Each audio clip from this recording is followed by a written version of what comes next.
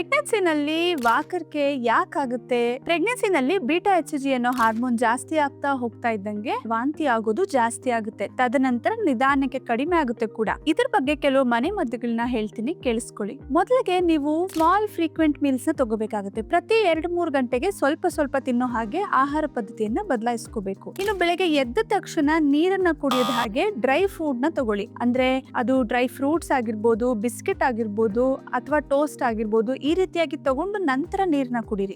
ನೀರು ಕುಡಿಯುವಾಗ ಸ್ವಲ್ಪ ಸ್ವಲ್ಪನೇ ಕುಡಿತಾ ಹೋದ್ರೆ, ಸಿಪ್ ಮಾಡ್ತಾ ಹೋದ್ರೆ ವಾಂತಿ ಆಗಲ್ಲ. ದೊಡ್ಡ ಗ್ಲಾಸ್ ಅಲ್ಲಿ ತಗೊಂಡು ನೀರು ಕುಡಿತೀನಿ ಅಂದ್ರೆ ವಾಂತಿ ಆಗುತ್ತೆ. ಇನ್ನು ಶುಂಠಿ ಎಲ್ಲರ ಮನೇಲೂ ಇದ್ದೇ ಇರುತ್ತೆ. ಶುಂಠಿನ ತುರ್ದು ಬಿಟ್ಟು ನೀವು ಬಳಸೋ ಆಹಾರದ ಮೇಲೆ ಉದುರಿಸ್ಕೊಂಡು ತಿನ್ನೋದ್ರಿಂದ ಕೂಡ ನಿಮ್ಗೆ ವಾಂತಿ ಕಡಿಮೆ ಆಗುತ್ತೆ. ಇನ್ನು ಶುಂಠಿನ ನೀವು ಪೆಪ್ಪರ್ಮೆಂಟು, ಕ್ಯಾಂಡಿ ತರ, ಲಾಲಿಪಾಪ್ ತರ ಕೂಡ ತಿನ್ಬೋದು. ನಿಂಬೆಹಣ್ಣು ಸ್ಮೆಲ್ ನೋಡೋದ್ರಿಂದ ಕೂಡ ವಾಕರಿಕೆ ಕಡಿಮೆ ಆಗುತ್ತೆ. ಕೆಲವು ಊಟಗಳು, ಕೆಲವು ವಾಸನೆಗಳನ್ನ ನೋಡಿದ್ರೆ ನಿಮ್ಗೆ ವಾಕರಿಕೆ ಜಾಸ್ತಿ ಆಗಿರುತ್ತೆ. ಅದನ್ನ ಅವಾಯ್ಡ್ ಮಾಡ್ಬೇಕು. ಯಾವ ವಾಸನೆ ನಿಮ್ಗೆ ಇಷ್ಟ ಆಗ್ತಾ ಇಲ್ವೋ ಅದನ್ನ ಅವಾಯ್ಡ್ ಮಾಡಿ. ಇನ್ನು ತುಂಬಾ ವಾಕರಿಕೆ ಅನಿಸಿದಾಗ ಹೊರಗಡೆ ಹೋಗಿ ಫ್ರೆಶ್ ಗಾಳಿ ತಗೊಂಡ್ರೆ ಕೂಡ ವಾಕರಿಕೆ ಕಡಿಮೆ ಆಗುತ್ತೆ. ಪ್ರಯಾಣವನ್ನ ಅವಾಯ್ಡ್ ಮಾಡಿ. ಪ್ರಯಾಣದಲ್ಲಿ ಕೂಡ ನಿಮ್ಗೆ ವಾಕರಿಕೆ ಜಾಸ್ತಿ ಆಗಬಹುದು. ಇನ್ನು ಮಾತ್ರೆಗಳು ಅಂತ ಬಂದಾಗ ವಿಟಮಿನ್ B6 ಹಾಗೂ ಡಾಕ್ಸಿಲಮಿನ್ ಕಾಂಬಿನೇಷನ್ಸ್ ಅಲ್ಲಿ ನಾವು ಮಾತ್ರೆಗಳನ್ನ ಕೊಡ್ತಾ ಇರ್ತೀವಿ. ಇದು ಅಬ್ಸಲ್ಯೂಟ್ಲಿ ಸೇಫ್ ಇನ್ ಪ್ರೆಗ್ನೆನ್ಸಿ, ನೀವು ತಗೋಬಹುದು. ಇನ್ನು ತುಂಬಾ ವಾಕರಿಕೆ ಅನಿಸಿದಾಗ ನಿಮ್ ಗಮನ ಬೇರೆ ಕಡೆ ಹರಿಯೋಗೆ ಮಾಡೋದ್ರಿಂದ ಕೂಡ ವಾಕರಿಕೆ ಕಡಿಮೆ ಆಗುತ್ತೆ. ತಂಪಾದ ಪಾನೀಯಗಳು, ತುಂಬಾ ವಾಸನೆ ಇಲ್ಲದೆ ಇರುವಂತ ಪಾನೀಯಗಳನ್ನ ತಗೊಂಡ್ರೆ ಕೂಡ